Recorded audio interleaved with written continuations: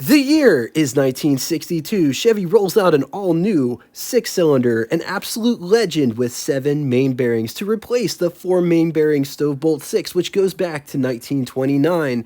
The new engine would be known as the Turbo Thrift.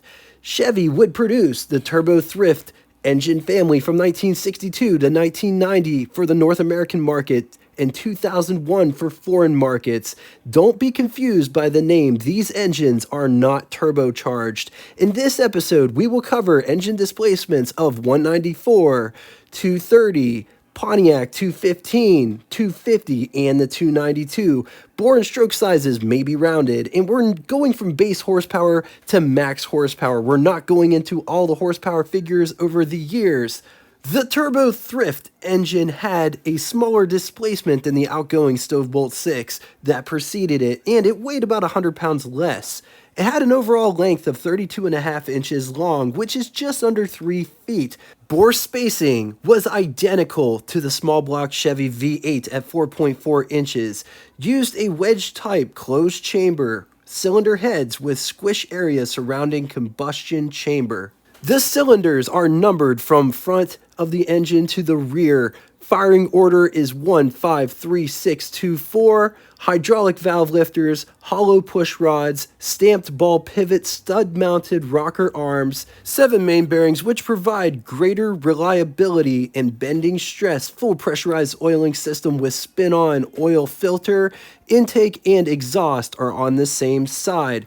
Introduced in 1962 as the High Thrift 194 cubic inch displacement High Thrift inline 6 3.2 liters. It's good for 120 horsepower at 4,400 RPM, 177 pound-feet or 240 newton meters at 1,600 RPM, with a bore of 3.6 inches and a stroke of 3.3 inches. Compression is 8.5 to 1. Years this engine was used was from 1962 through 1967 in North America. It could be found in the Chevy 2 G10 van, 1965 through 66 Studebakers, 64 through 67 El Camino. It's also important to note when you're looking at these horsepower numbers, horsepower figures before 1971 through 1972 are SAE gross, meaning that they are best case scenario figures without any accessories hooked up to the engine. After 1972, use SAE net figures, which give you a real world power figure. Side note, Chevy did lob off 2 cylinders to make a 153 cubic inch displacement 4-cylinder that was offered in the Chevy 2 and the Nova until 1970. Introduced in 1963, Turbo Thrift 230, also known as High Torque 230 in Chevy trucks. 230 cubic inch displacement overhead valve, inline 6, 3.8 liters. It's good for 140 horsepower, 4,400 RPM, 220 pound-feet, or 298 newton meters at 1,600 RPM, with a bore of 3.9 inches and a stroke of 3.3 inches. Compression is 925 to 1. Years this engine was offered was from 1963 to 1970 in North America.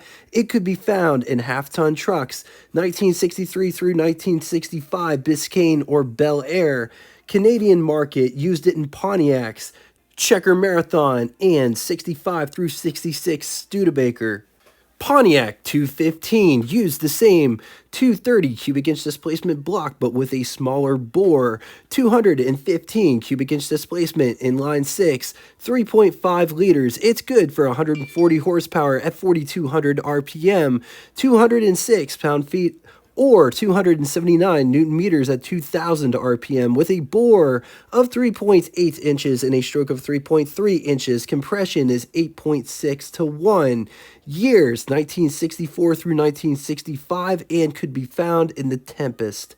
Introduced in 1966, 250 cubic inch displacement inline 6, 4.1 liters. It's good for anywhere between 90 all the way up to 155 horsepower, 4,200 RPM, 235 pound-feet or 319 newton meters at 1,600 RPM, with a bore of 3.9 inches and a stroke of 3.5 inches. Compression was 8.5 to 1. Years this engine was used was from 1966 to 1985 in America, all the way up to 2001 in Brazil. In 1975, the 250 sported an integrated cylinder head where the intake manifold and cylinder head were cast as a single piece. Single barrel intake for passenger cars, two barrel intake for trucks. This could be found in a 1968 through 1971 Buick Skylark, 1968 through 72 Oldsmobile F85, 1968 through 1972 Buick Sport Wagon, 1970 through 76 Pontiac Tempest, Checker Marathon, among many other cars. It was an absolute staple for General Motors. Introduced the 1963 High Torque 292, which was a staple for Chevy/GM trucks and step vans. The 292 used a taller block deck than previous engines. 292 cubic inch displacement, inline 6, 4.8 liters. It's good for anywhere between 115 to 170 horsepower at 4,000 RPM. Anywhere between 210 to 280 pound-feet or 380 newton meters at 1600 RPM with a bore of 3.6 inches and a stroke of 4.1 inches. Compression is 8-to-1. Years this engine was used from 1963 through 1988. Some sources say 1990. It could be found in the P20, P30, CS50, SS50. Declining sales of the 6 in 1972 with less than 4,000 units ordered for the model year. Chevy ditched the straight 6 for full-size passenger cars. 1973 was the first time Chevy did not offer a 6-cylinder option in passenger cars since 1928. But times were changing and big cars were downsized in 1977, which led Chevy to make an all-new 6-cylinder engine. This one was a 90-degree V6, which was also based on the small block Chevy V8, just with the removal of the number 3 and number 6 cylinders, with displacements of 200, 229, and 262 cubic inch displacement. But honestly, that's an engine episode for another day. All right, now it's time for Would You Rather, and this one is going to be all over the place. And the Would You Rather, it has to be sporting one of the 6-cylinder engines that we just previously talked about. With that said, which one would you rather have?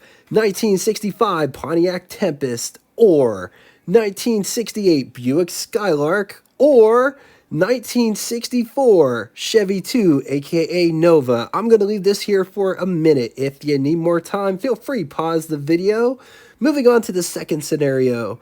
1967 Chevy El Camino, or 1966 Studebaker, or 1963 Chevy Bel Air. I'm going to leave this here for a minute. If you need more time, feel free, pause the video. Now it's time for Name That Tune. First person to get both the name of the band and the song title correctly in the comment section will have their comment pinned to the top of it. Thank you all so much for coming out and watching this.